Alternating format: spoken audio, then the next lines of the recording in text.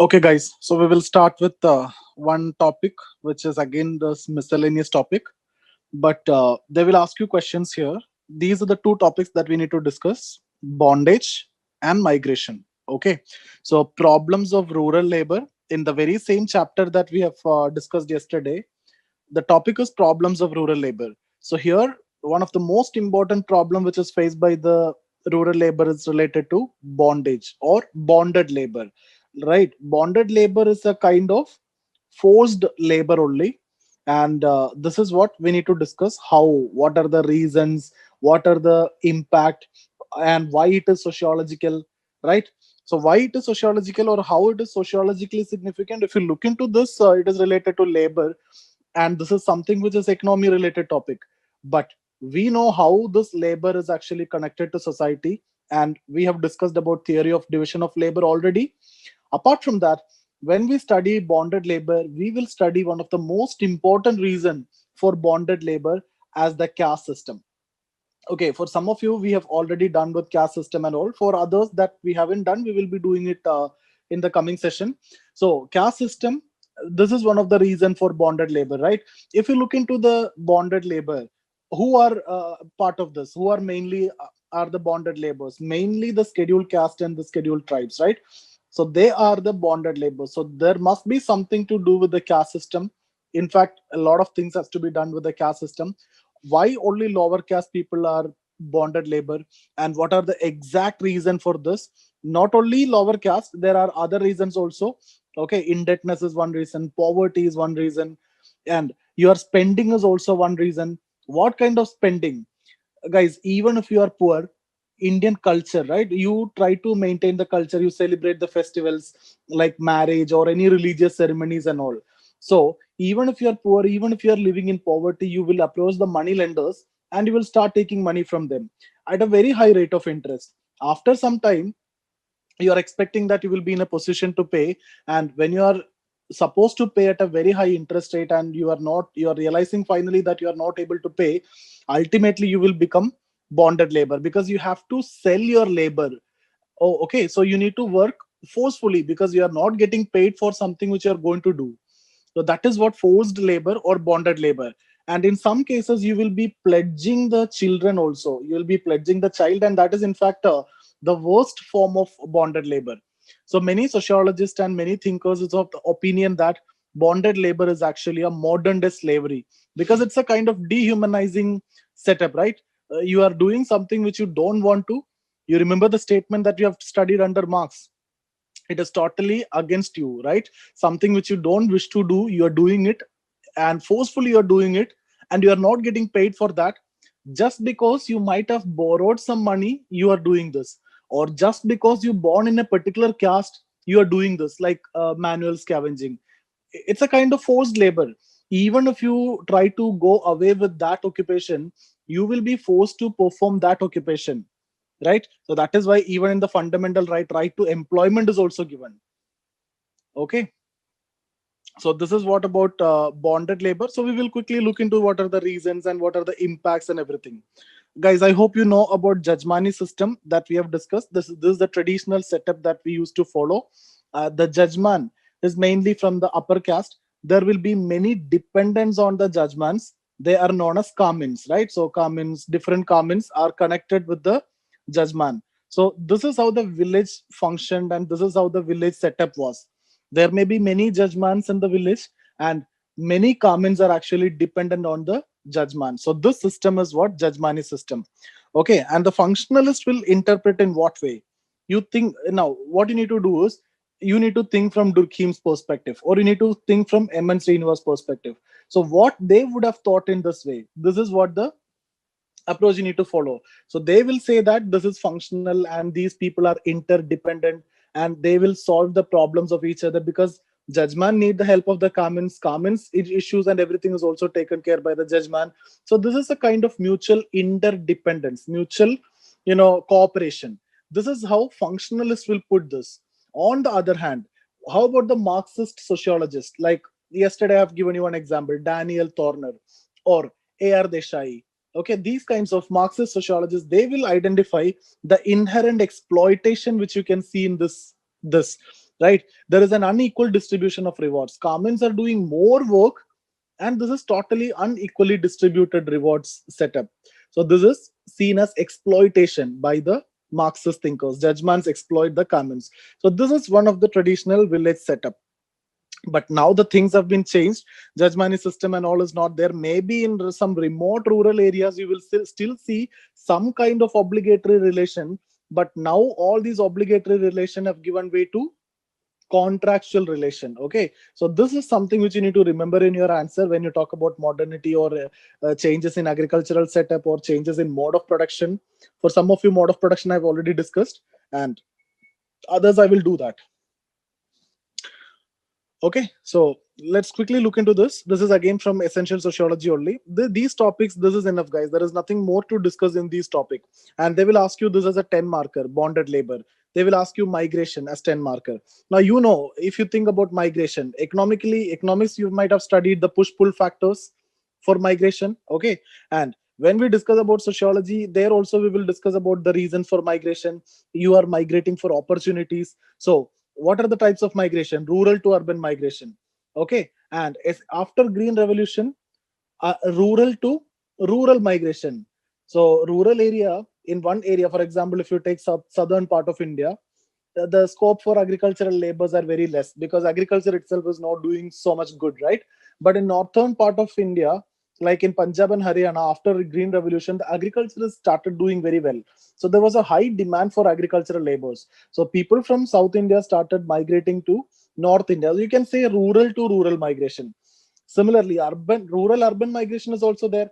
Why? That is also because of employment opportunities and uneven distribution of resources in rural and urban areas. If the resources are distributed equally, then there is no point in migrating. Uneven distribution of development or resources and uneven development is also reason for migrating from rural to urban areas. Similarly, rural to rural areas. Now, how is it going to impact? There are sociological impact, psychological impact. Okay, even economic impact also will be there. So if you see one of the sociological impact, this is related to skewed sex ratio. Okay, how sex ratio is actually affecting the source area to destination area. Who's mostly migrating? The male population is migrating. So when the male population is migrating from here, the male population come down here and male population will increase here. So this is affecting the sex ratio. Secondly, in the source area, when the male population is going, now the most of the female or the aged population, they are getting more vulnerable and they have to do job for themselves, for their survival, and they will get very less wages. Old people and women, they will be paid very less. Similarly, this agricultural activities now in the source area will be undertaken by women. That led to feminization of agriculture, and since they are paid very less, they are in poverty, so that led to feminization of poverty. All these things you should be in a position to connect. Now if you see, one of the reason for skewed sex ratio or low sex ratio in Punjab and Haryana is due to the migration of male population from non-green revolution area to green revolution area. So agricultural laborers, when they are migrating, will they take family along with them? No, right? The male population will migrate. So from here to here, male population is increasing. This is the reason why in Punjab and Haryana, male population is so high. This is a study done by Nivedita Menon. Okay, so this is a kind of interpretations that the sociologists will make. And guys, if you have seen today's question paper one, you will see close to 8-9 questions directly from Indian society, and that too sociological, pure sociological question. And if you remember in the beginning itself, I have told you, you will you will thank yourself towards the end for opting for sociology, because there's a kind of advantage that you're going to get. Yesterday you might have seen the essay, right? There also it is patriarchy and all those sociology questions you can see. So that's a kind of advantage. Okay, so have a good idea about all these things, what you're learning in paper one and paper two, both can be applied in your. Now this part for, see, imagine this year students, for essay they got the benefit, paper one 8 questions they got the benefit. Now for interview also they will get the benefit. Okay, so and expect the same for next year also, and do well for sociology. So historically, rural labor belonged to the landless class in Indian society. So mainly landless people, right? They are the rural laborers. If you have land, you will be part of the zamindars or the that group or the rich peasant proprietor like that. And it worked under the economic system known as Jajmani system. Now, with introduction of private property during colonial rule, colonial time, problems of rural labor increased, right? So new classes emerged. What are the new classes? Like zamindars were emerged, okay, and they started exploiting the lower level peasants or the subtenants and the sharecroppers and all. Dominant caste, okay, and even the British officials also, and they were often taken as beggars and so on. Rural labor often suffered at the hand of the nature also because of this famine, drought, floods, etc. See, guys, even in the policies, if you see the British taxation policy, even if it is affected by famine, drought, and flood, still you have to pay tax. And this is the reason why they mostly have to approach the money lender. So, in case if there is any problem with your cultivation, still you need to pay tax. And I hope you have some idea about this 1876 and all. During that time there was a great famine, okay, and Lytton's time. Even then you had to pay the tax. But there were later the famine code was implemented under Rippon's time. Who was the head of that famine commission? Richard Strachey. In that there was a proposition that you don't want to pay tax if more than 50% losses there, okay, like that. But generally, even Bardoli Satyagraha, yes, Anjali, correct. In Bardoli Satyagraha, also related to that only, okay.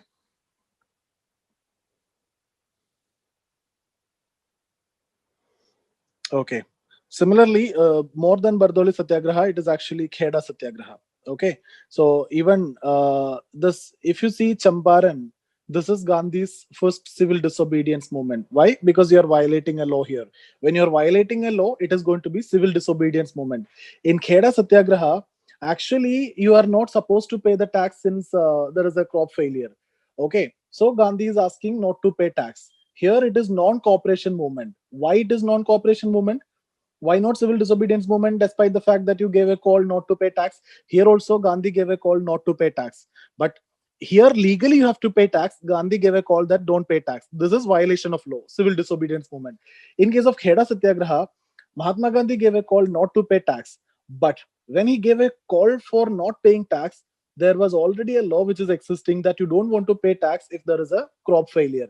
So he is not violating a law. He's not cooperating with the illegal demand of the British to pay tax. That is why this is non-cooperation movement. Okay, but generally you understand these are main problems faced by the rural labor. Often their marginal lands were alienated in situation of non-payment of the land revenue and rents. I've told you the peasant have to pay tax to the zamindar. Zamindar will pay it to the state. If the peasant is not able to pay the tax to the zamindar, the peasant will be evicted and new peasant will come into existence. So if you are not able to pay, it will be given to another person, right? So this is how they will be alienated from their own land. And what will happen? They become rural landless labor. Okay, and all these rural landless laborers will come together. Then what will happen? This lead to disguised unemployment, okay, and then low wages, and then poverty and inequality, and all these issues will come automatically. Guys, these problems are all connected, interconnected.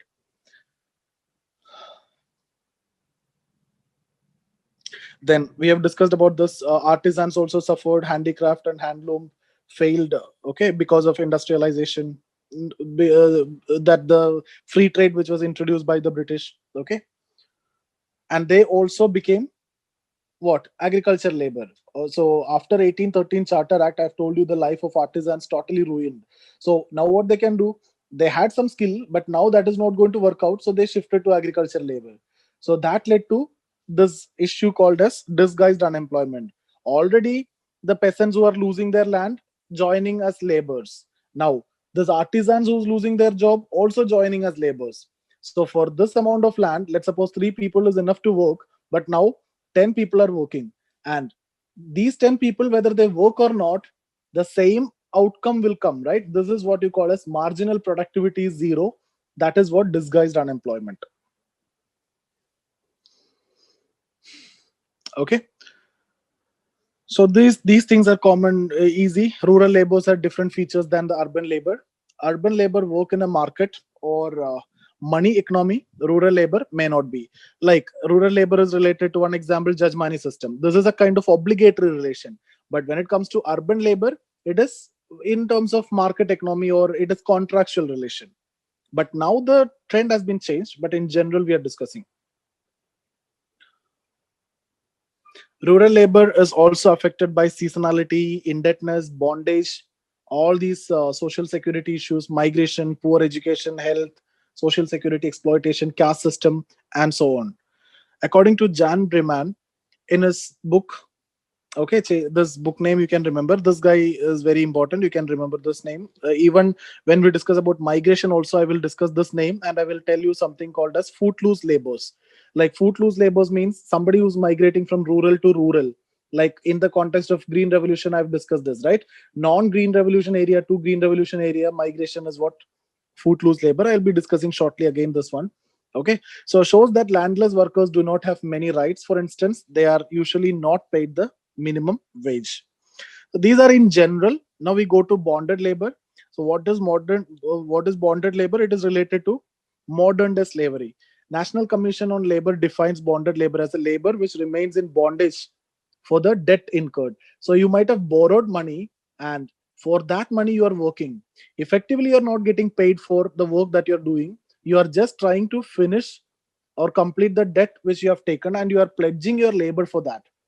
Okay, and this is a forced labor, there's a bonded labor. And when you're selling or when you're pledging your child, that is the severe situation. Thus it is a relation between the creditor and debtor in highly unequal terms. Why unequal terms? Because the borrowed amount may be very less, and the work that you need to do will be much more than that.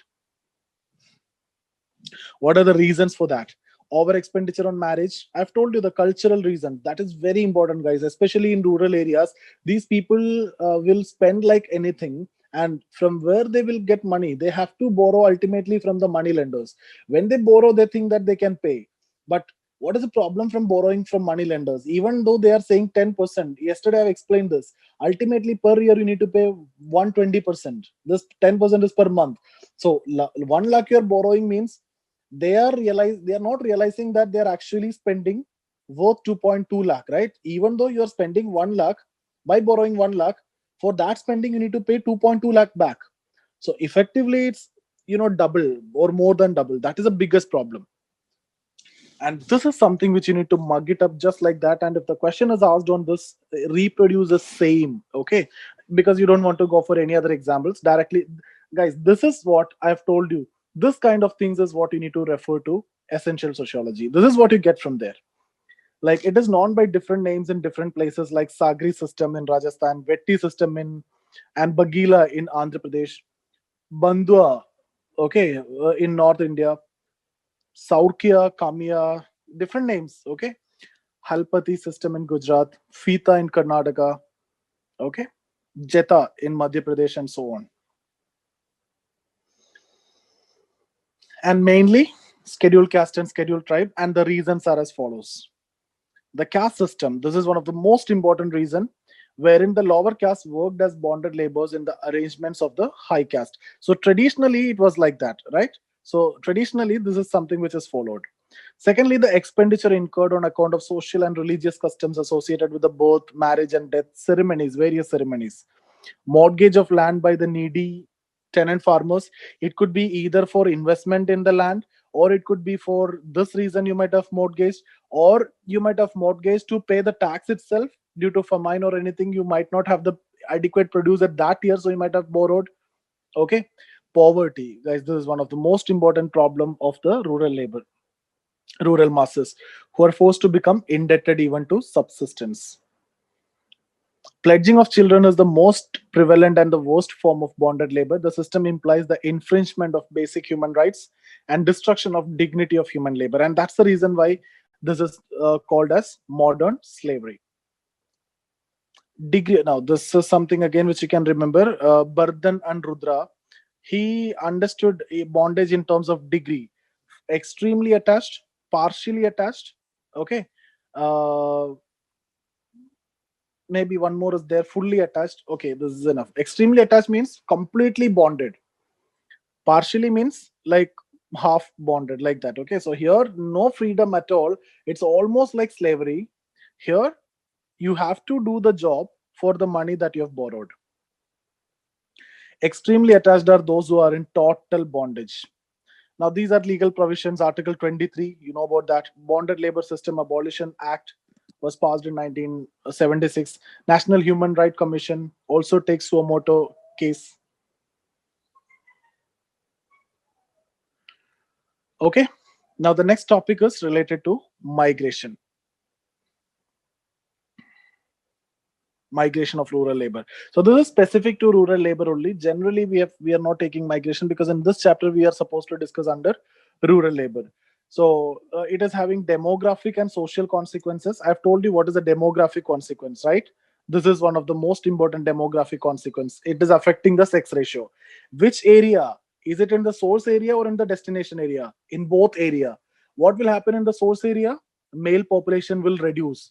So female population will increase.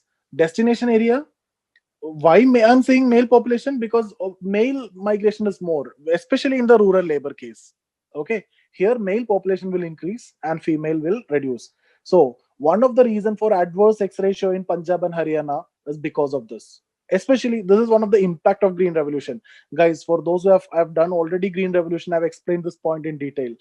For others, when we do village studies and green revolution, I'll discuss this in detail. Okay, what this is a demographic impact. What is the social impact? Like creation of slums. Once create slums, then problem with infrastructure, problem with poverty, problems with crimes, and all these social consequences. Guys, you won't see it here. You need to write from your knowledge. Okay, this point I've already discussed. Feminization of agricultural force. Add one more point here: feminization of poverty. Why feminization of poverty? Why? Because you will be paid very less compared to the male, right? Male population.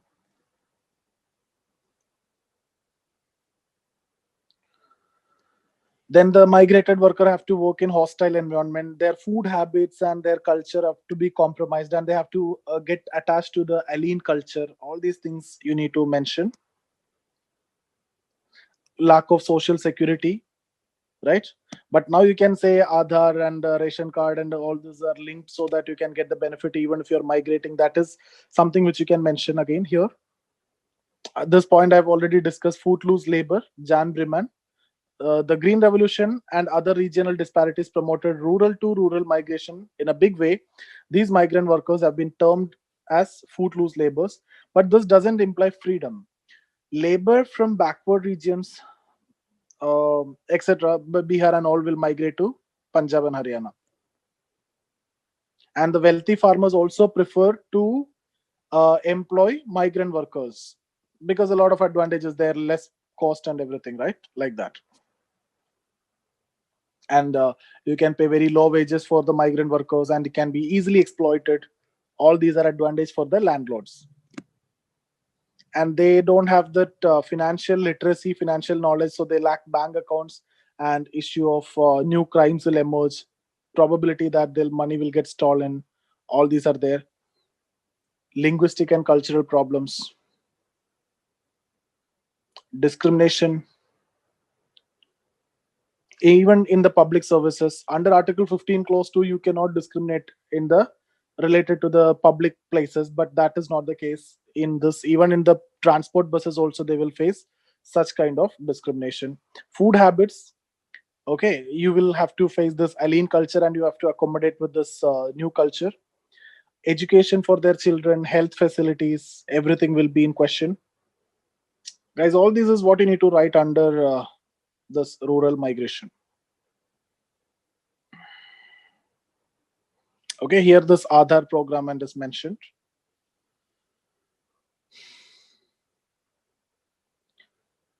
These are governmental programs. Okay, so that's about this topic. And yesterday, I don't know whether you have seen the video or not, which I had sent you, which I have told you that I will send to you, like all the developmental programs, like what all development programs which has happened from the post independence, after independence, I've discussed over there. So just 1 hour 20 minutes is there. Watch that video, things will be covered completely. It is done for economic classes, but The same is what is required for sociology also, and you need to bring it in sociological perspective, the impacts. Okay, so okay, any doubts here we can discuss, and today we will wind up with the session. So these are the topics that I wanted to take, and from Monday onwards we will be starting with the Indian thinkers and the rest of the main areas for the new batch. Okay,